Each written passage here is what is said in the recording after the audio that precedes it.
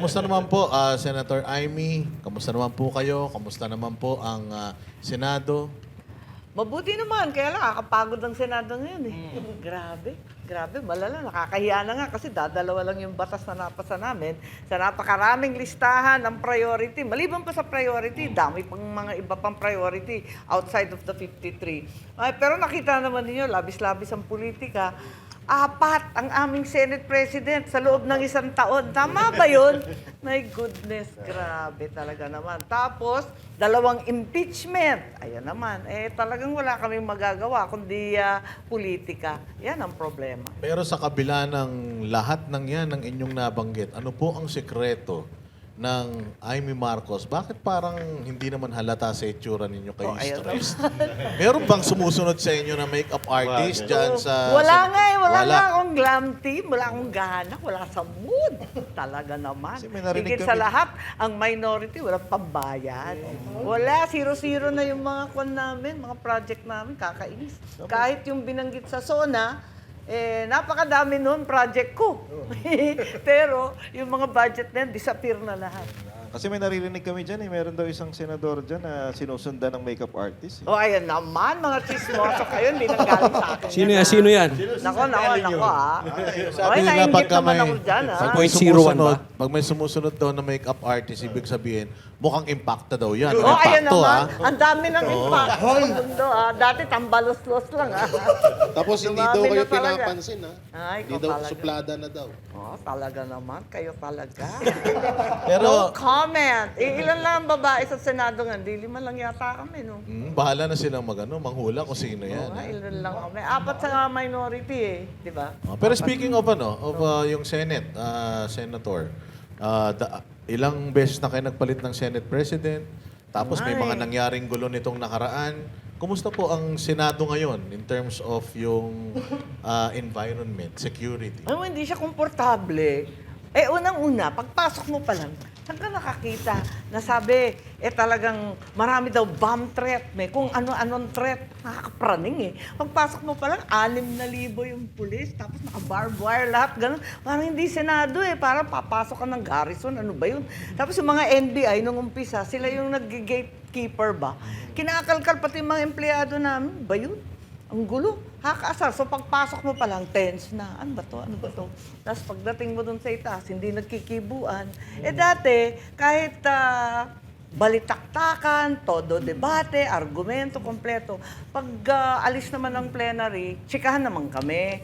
Pero ngayon parang nakaka-stress Parang toxic na, medyo toxic na talaga. Ika nga. Yun Pero na nga. hindi kaya doon nakuha ni Ontiveros yung threat na sinasabi niya? Kasi binantayan daw Tapos hindi kaya doon niya naisip, ay ako may threat. Ay, Kaya ganon. binabantayan ako.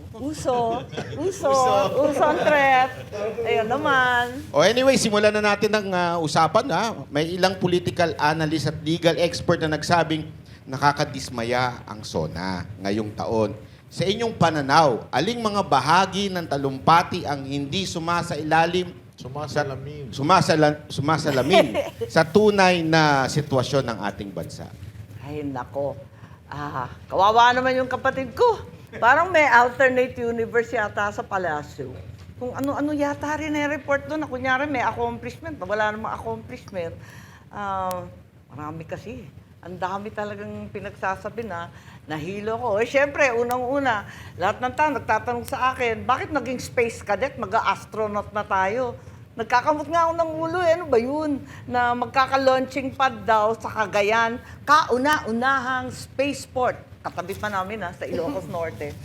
Sabi ko sa loob-loob ko, wala na ngang port doon sa Port Irene. Wala na ngang airport sa Lalo, hindi mabuksan-buksan. Magkakaroon pa ng spaceport. Tapos yung Cagayan na yan, halos kinain na ng buong dagat at ng ilog. Sa dami ng dumaan na bagyo, lalagyan pa ng spaceport. Ano ba yan? Ano ba yung mga paglalaroan ng mga rocket ship? Meron ng Philippine Space Agency, meron pang sinasabi si General Browner na spaceport para sa military naman. Nakukunin na naman sa modernization. Yung modernization na yan, 14 years na, hindi na modern. Pero kayo po, dahil sa, alam nyo, nagkaisa kayo sa mga nag-ano din ng budget, ang legislative branch, meron ba tayong pang pondo dito sa rocket na to? Nagtataka nga ako ba, at kung saan yan kukunin na naman ba yan sa modernization? Kawawa naman sundalo natin, wala nang ang baril. Na babara yung mga second hand na bulok galing South Korea. Eh, hindi ko nga maintindihan kung saan manggagaling yan, nakakapagtaka. Ang dami-daming sinasabi na paggagastusan.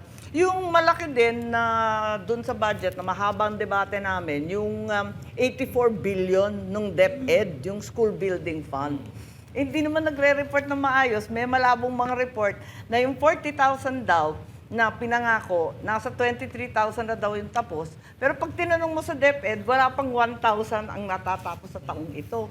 Kaya ano ba nangyayari? Hindi ko maintindihan. Ang labo nung tungkol sa education na number 1 sa budget sana. Talagang nakita ninyo, very motherhood yung statements, di ba? Pie in the sky, very motherhood lahat. Ang pinaka-importante, itaas ang sahod ng guro. Yun ang pinaka-importante at the end of the day, di ba? Hindi naman school building, hindi naman computer. Tapos yung marami rin nagtatanong, magkakaroon ng computer center sa mga gubat? Saan yung internet dun? Walang kuryente dun. Kaya nga, mobile daw, mobile. Ay, naku, tignan natin kung paano ba yan talaga. Samantalang yung mga teachers natin, ganun pa rin yung sahod, pati yung chalk allowance, hindi nabibigay ng buo. Nandun pa rin, nakapako pa rin sila dun sa, Salary Standardization 5 na hindi pa kompleto. So, paano mag-i-improve kung mismo yung teacher hindi naasikaso?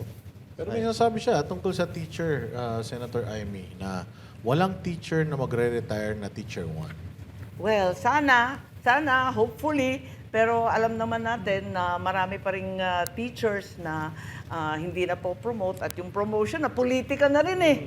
Naku, pambira talaga, di ba? Nabibili pa, may nabaril pa sa Palawan. Kaya ang hirap talaga, marami talagang dapat gawin sa edukasyon. Hindi naman bobo yung Pilipino, pero pag tinignan mo yung mga PSA scores, yung mga PISA, di ba? Ang baba ng score ng mga anak natin. So, paano nyo po marirate itong naging sona ng presidente na inyong kapatid? Ikaw naman, di nga ako pumunta eh. So, ayan. Absent na nga ako eh. Speaking of hindi kayo pumunta, maraming mga opisyal na hindi pumunta. Anong Oo. dahilan nyo ba't hindi po kayo pumunta? Hindi naman kami nag-usap sa minority. Sa totoo lang, hindi nga kami nagkita-kita. Kanya-kanya na lang. Nung dumating kami sa Senado, punta ka mamaya. Hindi, lahat hindi. Ako, masama ang loob ko. Sa totoo lang, last year, wala akong gana. This year, mas lalo akong walang gana. Kasi kinakasuhan naman ng mga minority, inuubos naman kami. Pagkatapos, 2 kinulong, 1 fugitive. Tama ba to? Hindi naman yata karapat-dapat. Pero may Palibasa, picture, nagsasalita ng kritisismo, oposisyon daw, ay nako. May picture daw kumakalat, ang gaganda ng mga damit ninyo, kaya akala namin a-attend kayo dun sa SONA eh. Hindi, yung damit ko nga yung mga punit-punit, puro mga retaso yon. Sabi ko sa pinsan ko, kasi pinsan ko gumawa, pinatahi ko lang eh. Sabi ko, eto, sangkatutak na retasong itim. Ibuo mo yan, gawin mo ang palda, at saka yung bulok na na barong. Tapos sabi niya, walang gana naman itong pinapagawa mo sa akin. Sabi ko, ganyan ang itsura ng ekonomiya natin, yan ang bansa natin, gutay-gutay, punit-punit, pira-piraso, tagpi-tagpi. Gawin mo na, yan na yan, wala na yan. At wala akong gana gumawa ng glamorosa. Wala sa mood eh. So,